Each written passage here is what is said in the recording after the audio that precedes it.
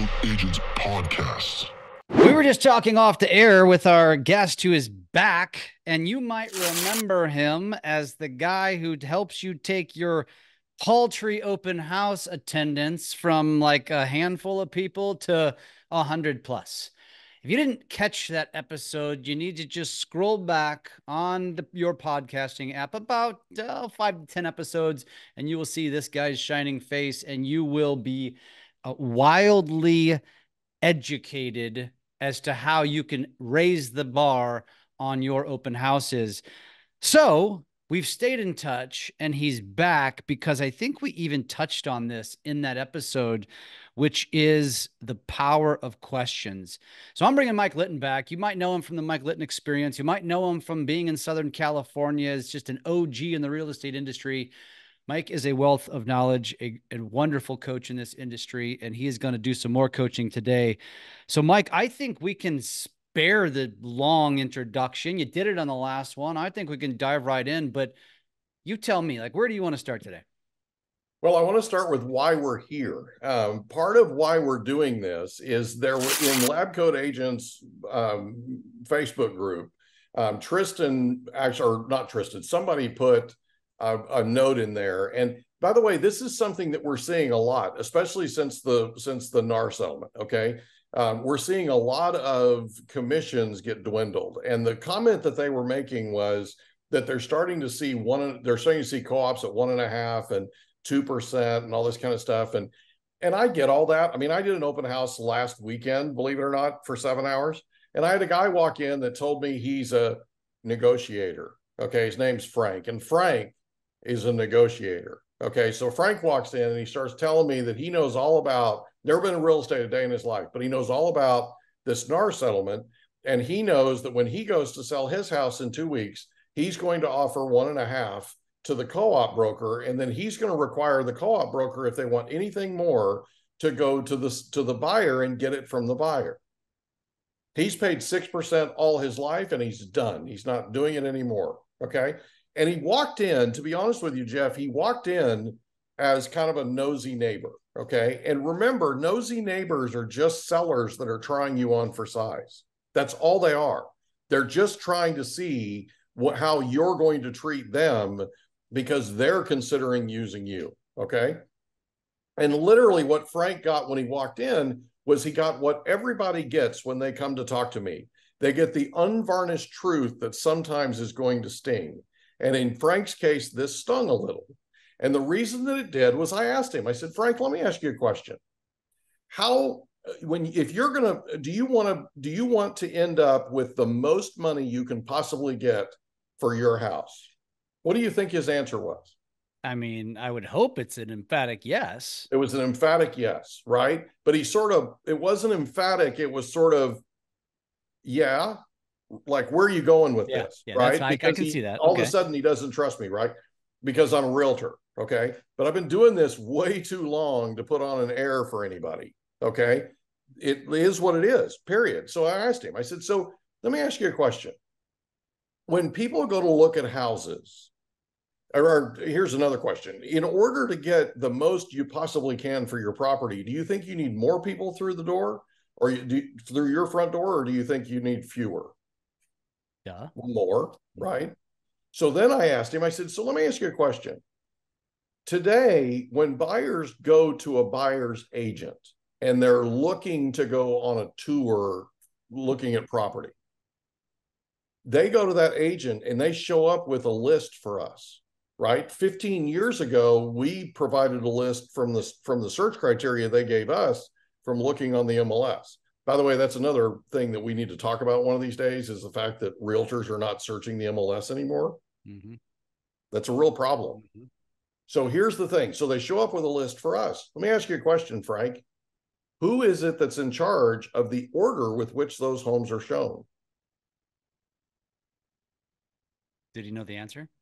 Did he have an answer? He looked at me kind of bumfuzzled, right? Like I just did. Would it surprise you to know that it's the buyer's agent that sets up the order with which they're, right? Mm-hmm. And he said, oh, no, that makes sense. Okay. So let me ask you a question, Frank. If there are 10 properties on that list and there's one that offers 3%, like this property, like this listing that he and I were standing in, my listing, one that are, four that offer 2.5, one or two that offer 2, and then his that offers 1.5, where do you think your home is going to land in the priority of the list that it's shown? And he just kind of looked at me like, right? And I said, where do you think you'll be? Do you think you'll be number 1 on the list, or do you think you'll be number 10? Yeah. And he just looked at me with this look on his face like, you got me, right? Number 10. Okay, let me ask you this, Frank. We've already established that we need more people through if we're going to get you the maximum amount, right? Yeah. When a buyer finds the house they're looking for, do they stop looking, or do they continue looking at all 10? Well, I stopped looking. Well, of course you stopped looking, right? You have other things to do. You've got a sock drawer to rearrange. I mean, come on, man, yeah. Right? You've got other things that you want to be doing other than out necessarily looking at houses, unless, of course, you're an HGTV addict that just wants to look at houses, right? And there are people out there like that. They're just going to burn your time and they're never going to close. Right. You're going to show them 100 houses and they'll just look at you and say thanks. Here's the thing. That's literally the dialogue that I have with every single seller, because the fact of the matter is this: if I follow rule number 1 and I stay in curiosity, and I follow rule number two, I stay out of judgment, I'm going to ask them the questions, Jeff, that are going to help lead them to where I know they need to go. They know what the answer is. They know what the answer is. Now, do they want to admit it? Probably not. But by the time we're done with this power of questions thing, where we're staying in curiosity, they get to the conclusion that they already know is the truth.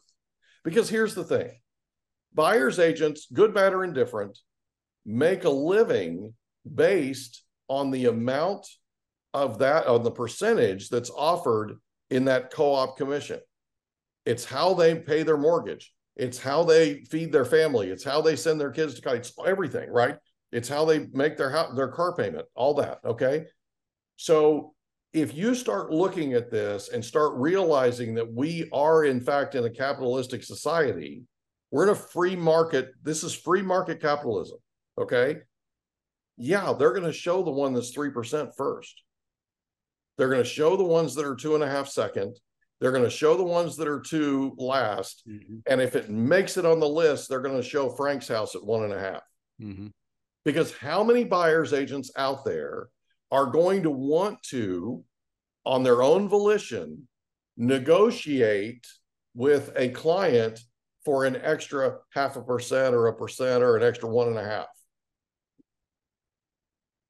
So okay. let me stop you there and play devil's advocate. Absolutely. So everything you're saying is 100% accurate. However, if I'm frank, part of my, at first I was kind of like, yeah, okay, yeah. Oh yeah, that's right. But then as you continue to talk, I started to think to myself,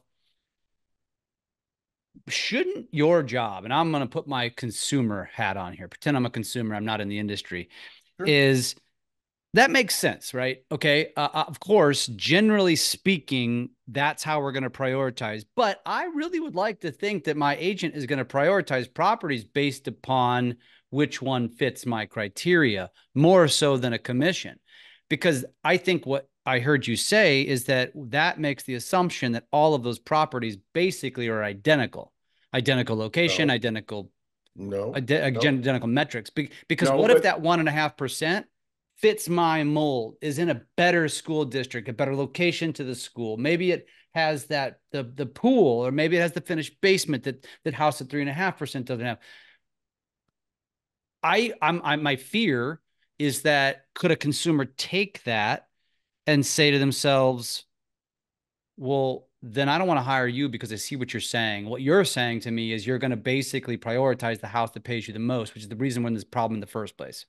Well, I'm not the buyer's agent. I'm the listing agent talking to him. I understand.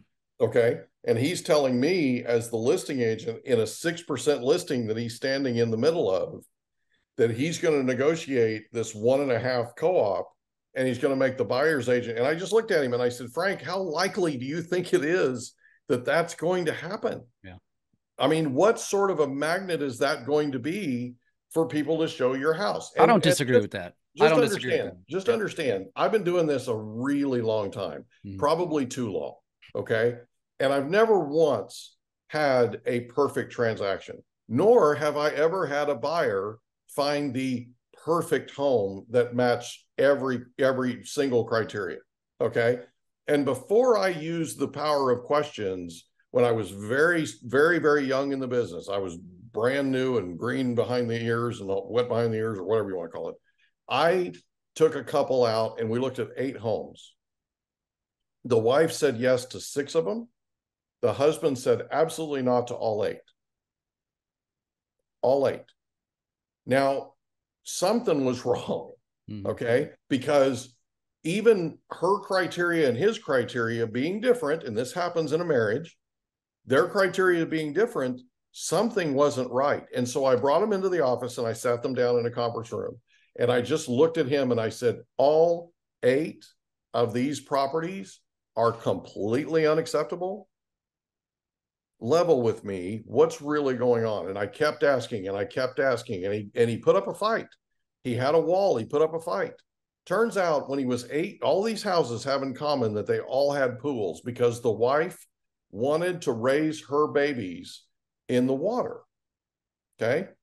So I look at him and I'm like, what is it? What is it that's wrong with all of these properties? And I kept asking and I kept asking, and I wouldn't stop. I wouldn't give up. And finally, he just looked at me and he said that when he was 8 years old, his best friend drowned in a pool he was in. And as a father, he was scared to death that his kids were gonna meet the same fate. Now, he had never told his wife this, okay? Because he was afraid as a man that she would see him as less of a man. Okay. But one of the things that happened that day, Jeff, was I discovered the power of questions. And here's the thing. If you get to a place like that with your prospects, with your clients, do you know that they'll never use another realtor ever again? It's like dealing with a teenager. Do you know what a teenager does? Teenagers give you what's called the Heisman. Talk to the hand. Yeah. Right? If you care enough as a parent to not fall for the Heisman and keep asking, eventually they'll stop giving you the Heisman. They'll drop the act, because that's all it is it's an act. Okay. They'll drop the act and they'll tell you how they're really feeling. So the other day, I had a client who really wanted a house, really desperately wanted a house. And there was another offer on the house. I got a hold of the listing agent. I asked the listing agent 8 different ways, what they needed to do to get this house. What did they need to do to win this property? Okay. She said no to me 7 times. On the eighth time, and I was very persistent, but I was also very polite. I was very nice. I was very charming, but I just kept asking. I cared more about finding out the answer and getting them that property than she did about telling me no. Eventually, she said, this is what they need to do. I reported back to my clients and said, this is what you need to do. And they said, do it. They got the house. Okay. It's the power of questions. Okay. I was in a business meeting with a client of mine that wanted to buy a lot that he was going to build 8 houses on. And it's in a very nice area of San Diego. These houses would have been $3-4 million a piece when they were done. But this deal had so much hair on it. And I was sitting with him at breakfast trying to talk him out of buying it. And I was representing him. And he checked out mentally, like right in the middle of breakfast, just like left me mentally, right? So I stopped what I was saying. And I asked him, I said, where'd you just go? He said, you know our newborn that just turned 1? I said, yeah. He said, we made an appointment for him to be evaluated on the autism spectrum. And he goes, Mike, I'm worried sick that my son has autism. I said, what makes you think he has autism? He goes, well, he hasn't said a thing in 2 months. I said, wait, this kid? I used to talk to this kid over your speakerphone in your truck. And he was in the back in the child seat talking more than the two of us combined. Like he's back there making all this baby talk and he's gesturing. He wants to be in the conversation more than we wanted to be in the conversation. I used to talk to him over the speakerphone and ask him questions, right? And I said, what happens when you go home? He goes, he runs to me, I pick him up, I give him a kiss, hug him, and I tell him I love him. And I said, what else? And he said, I talk to him. I said, well, stop doing that. As of tonight, stop doing it. He goes, which part? I said, no, pick him up, hug him, and kiss him and tell him you love him, but stop talking to him. Start asking him questions. Okay? Just start asking him questions. 3 days later, I called him. I said, how are we doing? He goes, well, we canceled the appointment. I said, why is that? He goes, we can't get him to shut up. All that kid wanted, Jeff, was for somebody to ask him questions. But because his parents had identified that he couldn't answer yet, because he didn't necessarily, they didn't think he knew English, okay? They stopped asking. They weren't asking because in their mind, again, this is a limited belief, okay? In their mind, they had decided that this kid was autistic, that he couldn't answer. The kid just wanted his parents to care enough to ask. People want to tell you their story. They want to tell you what's hurting them. And I'm talking everybody. I'm talking your clients. I'm talking your coworkers, your friends, your family, your spouse, your children, and especially your teenagers. Okay? There's a teenager on this planet that's not hurting in one way or another because they're going through a rough time. They're going from child to adult. Okay? If you care enough to ask, just ask and don't give up. You'll reach them. Okay? Yeah. But people need to know that you care enough to ask. And so when I sit in a seller consultation, and the way this all came about was I literally, the night before this thing was posted in the Lab Coat Agents Facebook group, I had taken a listing the night before for 6%. Right? And I wasn't bragging. I just said, I got one last night for 6%.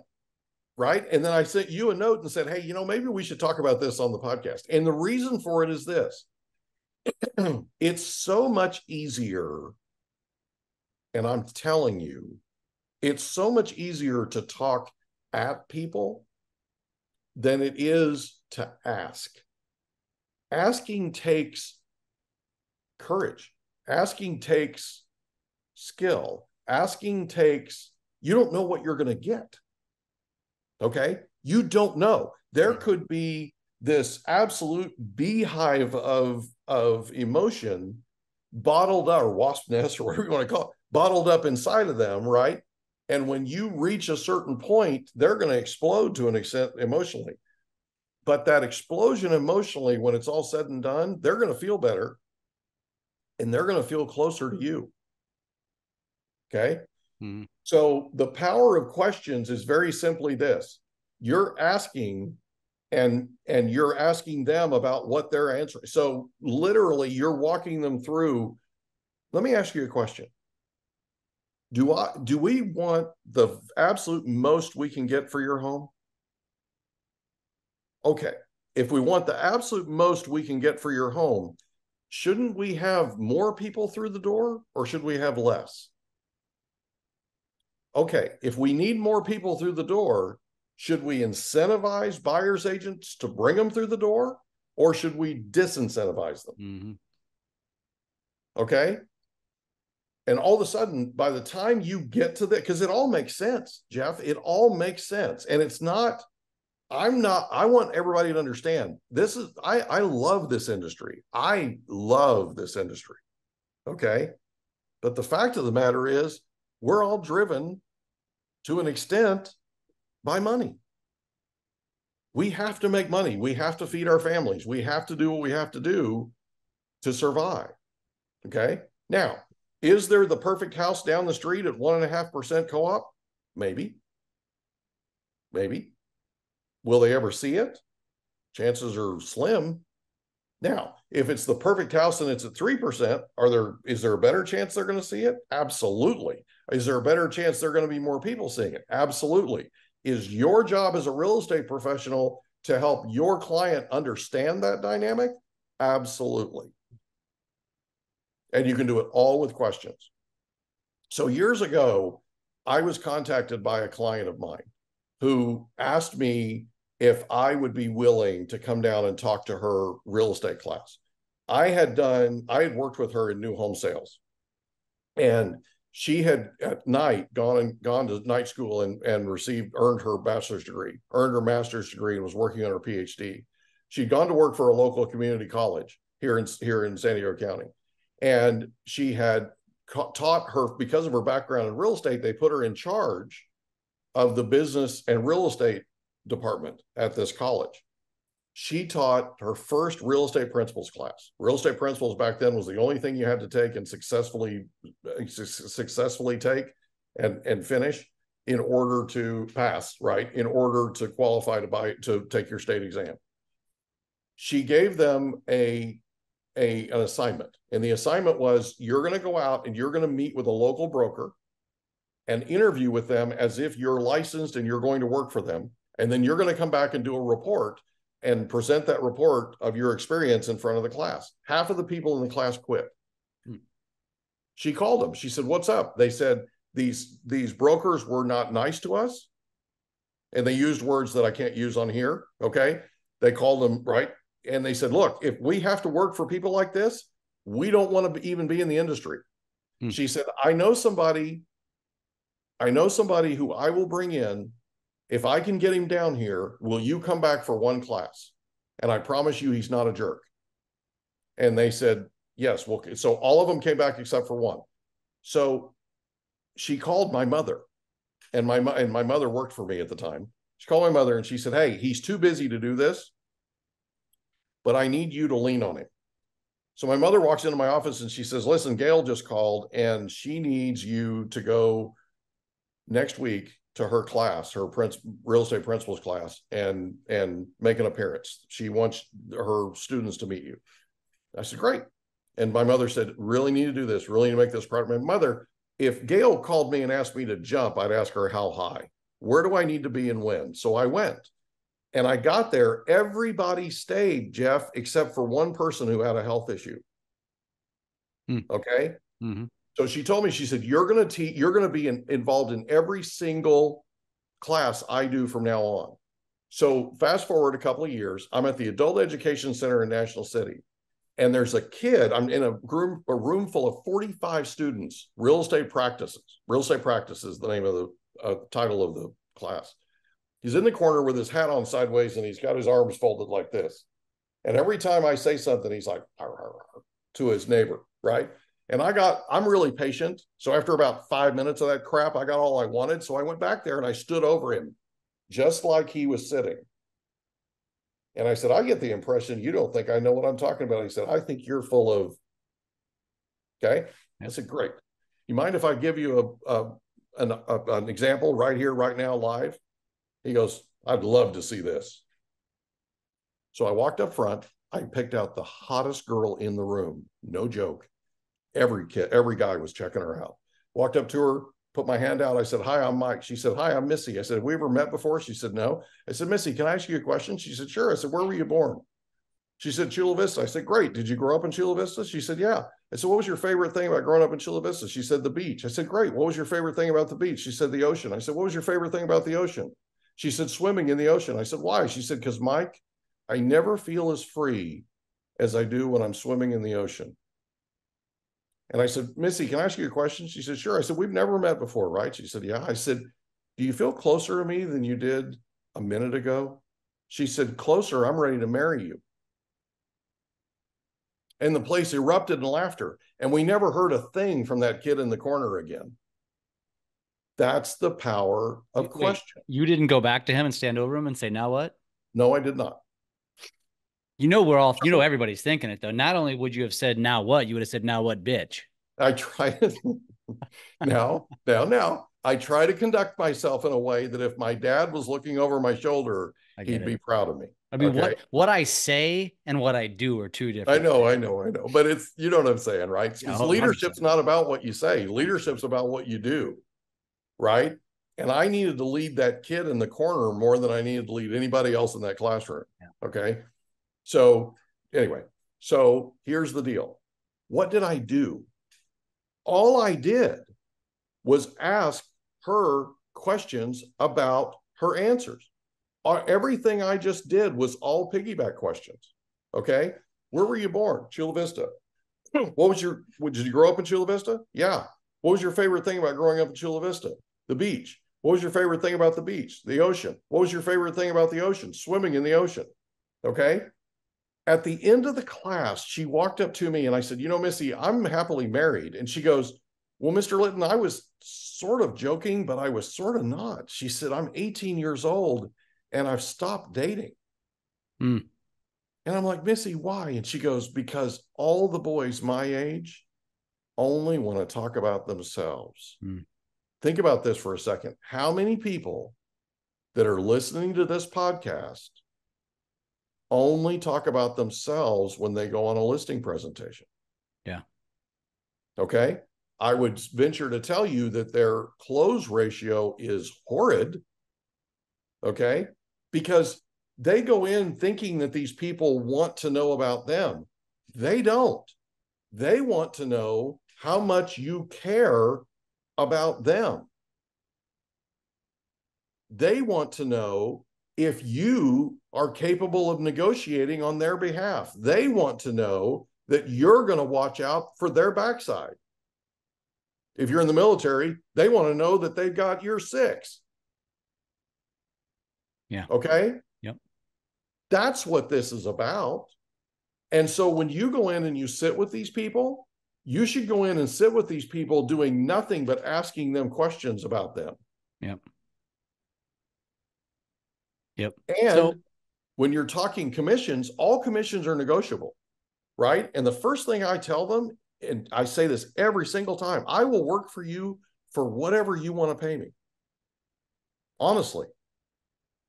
We just need to have a conversation about how this thing works. Go ahead.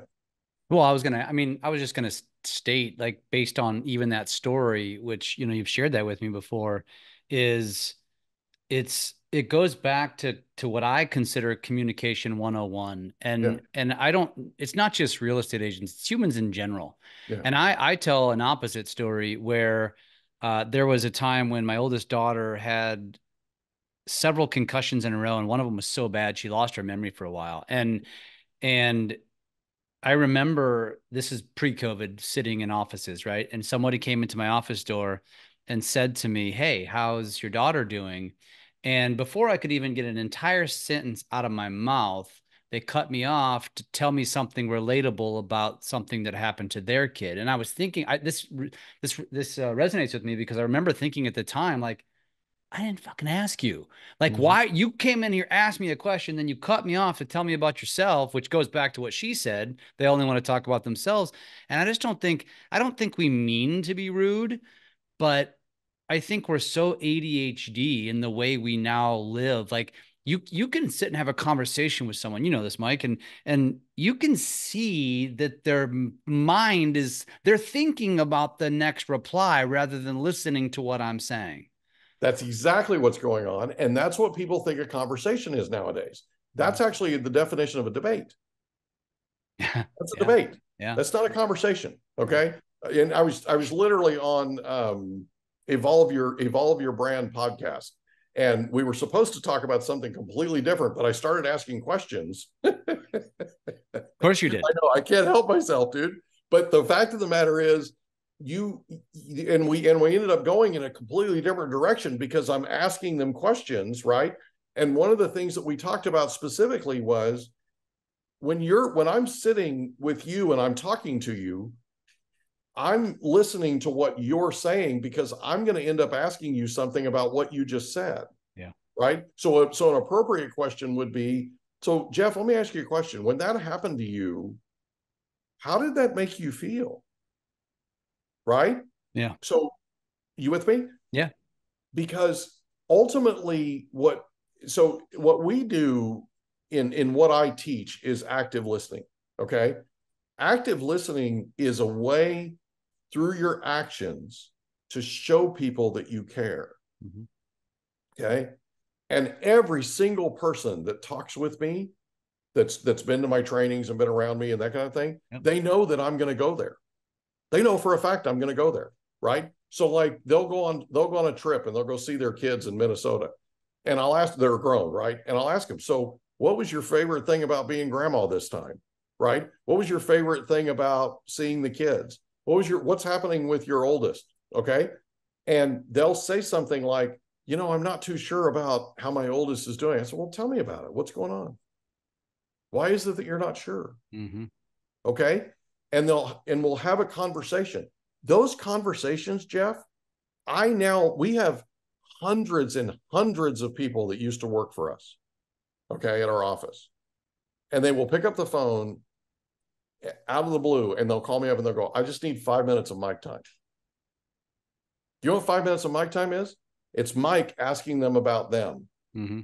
It's Mike caring enough about them to ask them about them and ask them about their family and ask them about how they're feeling and ask them about, Do they what's your biggest challenge? do you think they know that? Do you think they are cognitively thinking to themselves, I need mic time because I need someone to ask me questions? No, they know that I care. They know that I care enough to ask. And what happens is they go out in that big, beautiful world and they get completely beat up. Okay. And they'll call me up and they'll go, I just need 5 minutes of mic time. By the time we're done, usually it's more than 5 minutes, but by the time we're done talking, they're put back together with whatever crazy glue we put them back together with, and they're on their way back out. Mm-hmm. It's all about, and there's one of my favorite things is people will forget, and it's Maya Angelou, but people will forget what you did for a living, but they'll never forget how you made them feel. Mm-hmm. And the thing I want people that are listening to this to remember is nobody cares what you know until they know how much you care. You could be an absolute flippin' expert in this world, but if all you do is talk at people, they are going to get tired of it.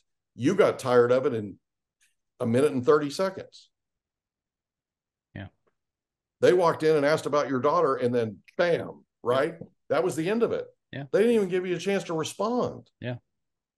You know how it makes you feel. It makes you feel like they didn't really care in the first place. They were just giving you a courtesy ask. That's it. Yeah. That's it. They were making themselves feel better. Yeah. Right? It's not what this is about. This is about staying in curiosity, and this is about staying out of judgment.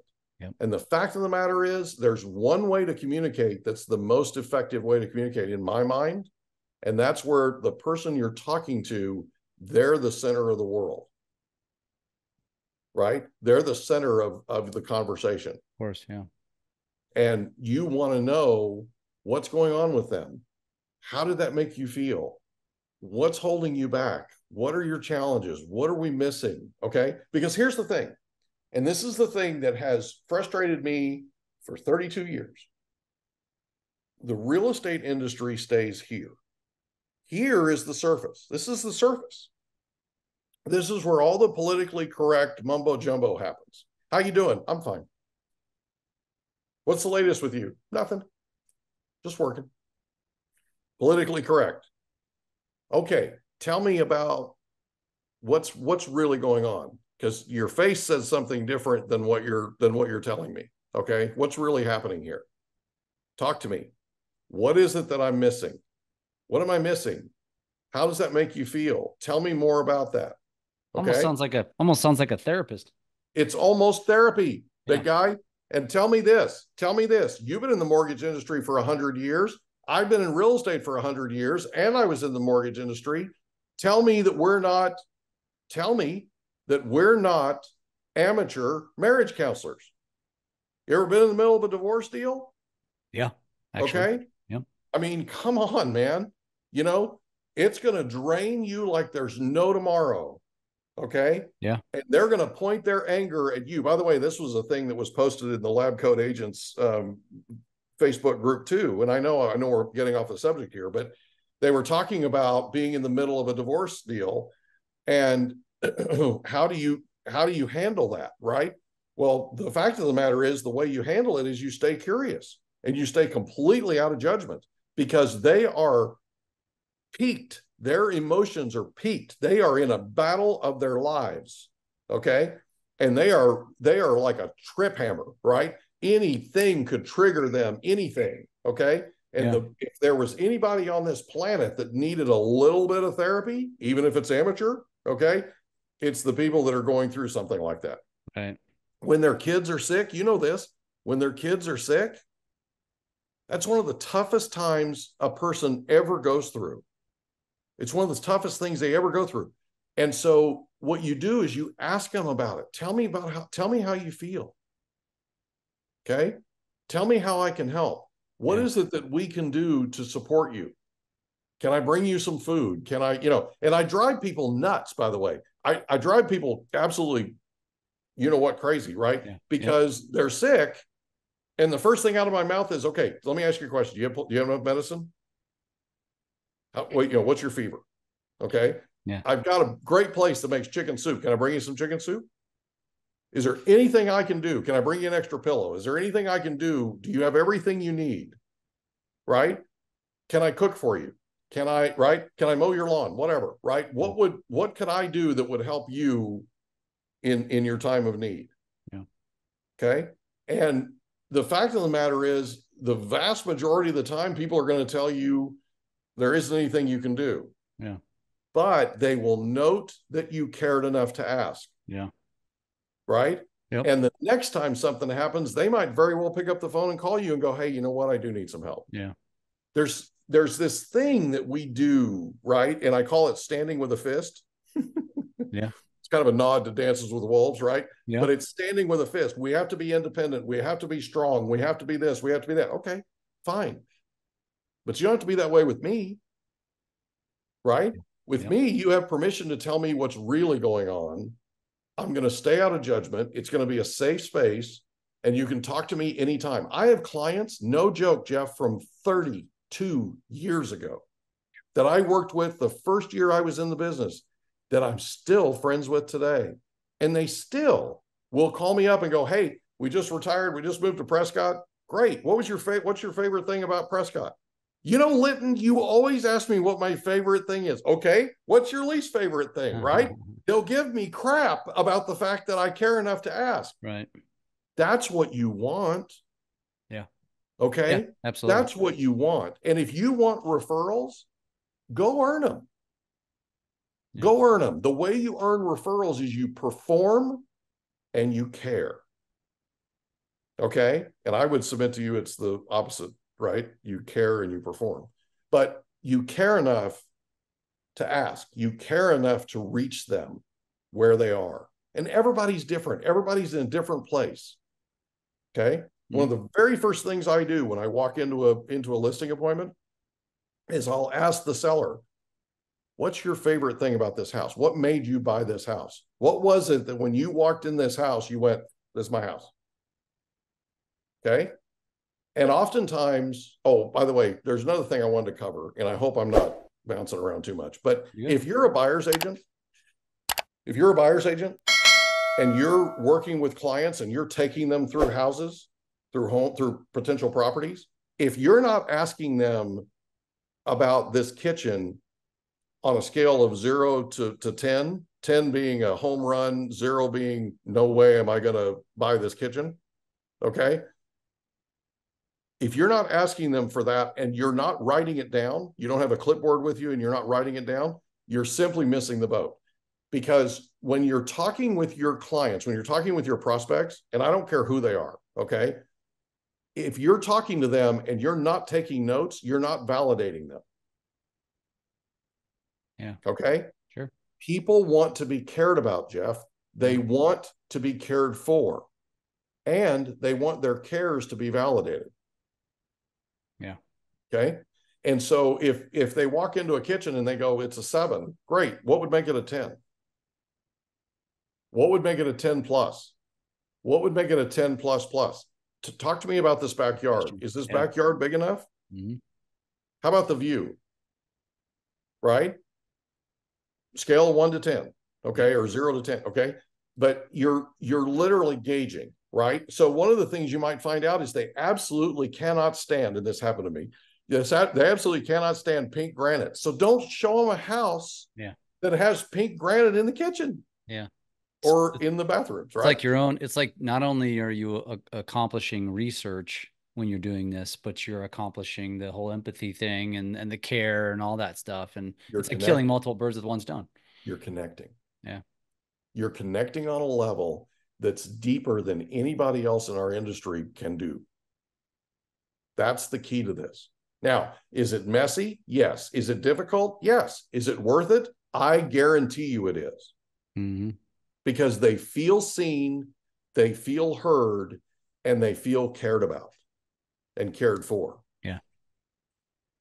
Yeah. I'll give you in this deal, man. I'll give you one more that a lot of agents aren't thinking about, as it relates, of course, to social, is as we evolve into that next generation of humans that start to buy homes, the question that many of us aren't asking, well, I'll give you two. Number one, when we meet with a client, one of the questions we should be asking is, where do you spend time on social? So you pull them into your spider web, but that's not the one I was going to mention. The question we should be asking is, how do you like to communicate? Because we as a industry and in a generation, we just automatically want to dump people into phone calls, email, and text messages. Right. And these younger generations don't want to communicate that way. Yeah. And you watch what happens. Now, this is going to require that you probably embrace this little app called Snapchat, which personally I'm not even on, believe it or not, of all people. But I do believe that just that question alone to a consumer that is on Snap, that communicates through Snap, which, by the way, I have a 24 and 20-year-old. They only communicate that way, unless, except to their parents. You just ask them that question, they're going to feel like, oh, wow, nobody's ever asked me that before. And then when they say Snapchat and then you communicate through Snapchat, done deal. Like, it's little things like that are going to be game changers. And I know what agents are thinking. Well, I can't transact through Snapchat. No, you don't. But you snap them to say, check your email. Right. Snap them to check your text message. And all of a sudden because you're meeting your client where they want to be met. And it's little things like that that are going to change the game. Yeah. So here's my favorite conversation. One of my favorite questions, right? I want to know this from the bottom of my heart. How do I win with you? How do I win with you? Right. Another question you can ask them is, have you ever dealt with a real estate professional before? Well, I dealt with somebody in real estate, but they weren't very professional. Great. Tell me about it. Because now you're getting the roadmap on what not to do. Yeah. Okay. And, I mean, if you work, like, I'm going to give you an example, right? I used to work, or I still do. I work expireds. What's the number one thing that a seller will tell you when you work expireds? A seller will tell you? Yes. Probably what the previous agent they think they did wrong. They'll tell you that the previous agent got the listing agreement signed and they never heard from him again. Okay, great. Yeah. Let me ask you a question. How can I communicate with you? Yeah. What's the best way? Number one. Number two, how often do you want to hear from me? Yeah. Even if I have nothing to update you with, how often do you want to hear from me? Yeah. Okay. How do I win with you? Yeah. Which makes it very personalized. Don't just assume that everybody's the same way. And Mike, that goes back to the agent who has puts the out of office on their cell phone or their email or their text message that says their hours are 9 to 5. And it's like, I honestly get it. I understand why you want to control your time, but you chose real estate. Right. And many clients cannot communicate during that time. I love it. It makes me laugh because I'm just like, man, I'm going to knock you. I'm going to steal your client, So my daughter's 14 years old. She's now 23. My daughter's 14 years old, and we're walking into one of my favorite Mexican food restaurants in Escondido, California. By the way, shout out to Mi Guadalajara. It's unbelievable. Okay. Hope they're listening. Mi Guadalajara. So we're walking into Mi Guadalajara. Okay. And I know exactly where we're standing. We're like 20 feet from the front door. And my daughter says to me, you know, Dad, you're a workaholic. Mm. And I said, okay, baby, why did you say that? What made you say that? Right. And she said, Dad, you work all the time. Okay, well, Madison, let me ask you this. When do people buy houses? Well, I said, would it surprise you to know that people buy houses on evenings and weekends when they're not at work? Oh, so if Dad wants to sell real estate, when should Dad be working? Oh, actually, yeah, that makes sense. By the time we got to the front door of Mi Guadalajara, she had a whole new appreciation for what Dad does and the hours that Dad works. Okay. Yeah. And by the way, I'm going to submit to you that I blew it as a dad. Okay.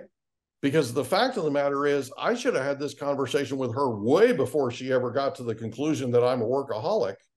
Okay. You have to get, when you're in real estate or anything, any sort of endeavor where you're going to work a lot of long hours and it's going to be hours that you work while your wife and your kids are at home. Okay. Yeah. You need to have buy-in from your family. This is what causes divorces. This is what causes kids to act out and go commit crimes and do all kinds of things because they're trying to get their parents' attention. Yeah. You got to sit down with your kids and your spouse, right? And have a kind. By the way, I'd submit to you your entire family, but you have to sit down and get their buy-in. You know, when Dad has to travel, what's Dad doing? Well, you're off at some business thing. Okay. But is Dad doing that because he wants to not spend time with you? Or is he doing this because he's building a future for us? For you, right? So instead of them resenting the fact that you're out of town and you missed something that they're doing, they're literally having a conversation with their friends like, hey, my dad's out building my future. My dad wanted to be here, but he's in Austin, Texas, building my future, whatever, right? Sure. You with me? Yep. You got to get buy-in. And the only way you can do that is by sitting with them and saying, let me ask you a question. Yeah. If Dad wants to sell real estate, when does he need to be available? Yeah. If Dad wants to build a future for us, and has to go out of town, do you understand why? Right. Yeah. No, I totally get it. I think this is a powerful, hopefully for many is a really good lesson in that it's the power of questions, which equals the power of caring. Yeah. And you really just, I think so many of you really need to stop and think, and I already know the answer to this, Mike. There's probably a lot of agents that jumped off because they think they know everything, and it's the same agent that can't get out of their own way and overtalks their client. And now the agent who sat and listened to this whole thing probably thought to themselves, damn, and I don't care how good you think you are at it, there's always room to be better.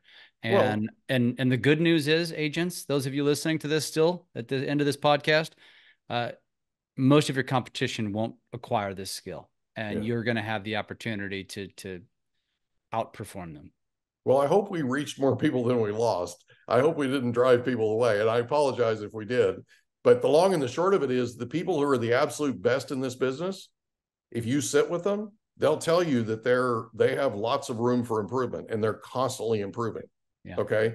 They're constantly reading. They're constantly learning. They're constantly asking. They're staying in curiosity, and they're staying out of judgment. And I'll leave you with this. If there's one thing you can do tomorrow to make a huge difference in your life and in your business, go on Microsoft Word, okay, or whatever word processor you use. And in the largest font you can at the top, write, stay in curiosity. At the bottom, write, stay out of judgment. Print it and put it up in front of where you work every single day. In fact, put it up on your mirror where you get ready for work every day, okay? Put it up in places where you're going to see it all the time, and live by that mantra. Live by those two rules. Stay in curiosity, stay out of judgment. Yeah. It'll change your life. It'll change how you communicate. It'll change the depth of your relationships with your family. Mm-hmm. It'll change the depth of your relationships with your friends. It'll change the depth of your relationships with your clients. Yeah. Guaranteed. Yep. I love it, man. So tell me, what is the best way for somebody to get in touch with you? Somebody wants more, somebody wants to have a conversation with you. What is the best way for people to get in touch with you? You know, I'm really not sure, to be honest with you. I'll give you my phone number. It's 760-522-1227. I'm Ario760 say at that one more time. gmail.com. Say that one more time. Sorry. Say the number one more time. 760-522-1227. And I'm on LinkedIn. I'm on Facebook. I'm on Instagram. Instagram is the Mike Litton Experience. Facebook is at Litton Realty. YouTube is Mike Litton 3375. You're literally on TikTok Twitter's right now. at Litton Realty. What's that? You're literally on TikTok right now. Literally on TikTok right now, live. And that's at Litton Realty too, by the way, with the titles, the Mike Litton Experience. Also, by the way, shout out to the podcast that you've been on and Tristan's been on. We just surpassed 207 or 220,000 listens. We're over 100,000 downloads. We're in 37 countries worldwide. We just had Jeff Hoffman, the co-founder of Priceline.com, on yesterday. Awesome. We had Sean Merriman from the Chargers on twice. Sean was on the first time, went back to his PR person and said, book me back on his show again now. What's he talk about? Back on to promote that, huh? What's he talk about on the show? So Sean, so what we talk about on our podcast is we get people's life stories. As you know, we have yours, right? And Tristan's, right? Which is awesome, by the way, right? So Sean Merriman is a perennial Pro Bowler, one of the best NFL linebackers ever in history, San Diego Charger. Okay. I was one of his biggest fans right out of college. He was raised in the murder capital of the world. There are more murders per capita in the county where he was raised in Virginia than anywhere else in the world. Okay. This kid at the ripe old age of 18 made a decision to go to school. He could have gone to school anywhere he wanted to go. That's how talented he was. Yep. Right out of high school. He chose to go across the river to Maryland so that the people who helped raise him, his coaches, his aunts, his uncles, his family, who are poor, could actually go see him play. That's why he chose Maryland at the ripe old age of 18. So the other day, I had him on for the first time to talk about Lights Out Extreme Fighting League, right? To promote that. We got his life story and promoted it. He immediately came back on because he had Lights Out Sports Network. That's going to be a 24-hour, 7-day-a-week, all sports network online that he wanted to promote. He said in that, I told Jeff Hoffman this yesterday because Jeff's actually one of his business coaches. So we were talking about, he said, Mike, he goes, after I finished pro football, I went to work in broadcasting with ESPN, Fox, CBS, all this, right?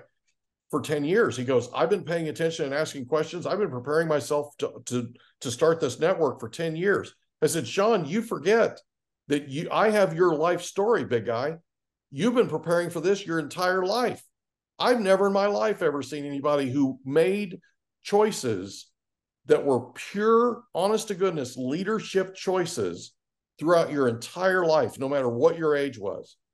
You've been preparing for this your entire life. And he goes, Mike, I never thought of it that way, but you're right. It was so cool. It was so cool. So that's awesome. We'd love to have people listen to the Mike Litton Experience. We're on episode 191. Awesome. Well, that's a great place to go. So you got Mike's cell, you know where to find him on social. Mike, as always, it's a pleasure. And I'm pretty sure we've got something on the books to do this again here pretty soon. So stay tuned, keep watching, go check out his podcast, go send him a text message if necessary. And Mike, shameless plug. We're doing a real estate mastery pros next week. The on 14th. The 14th. That's right. That's 14th at 10 a.m. It's going to be awesome. That's right. Although by the time this goes air, that will have already happened. But sorry. Okay. But the recording is out there. The recording will be out there. And if you need it, just reach out to either one of us and we'll get it to you. Absolutely. All right, brother. You're awesome, buddy. Likewise. Thank you, buddy. See you soon.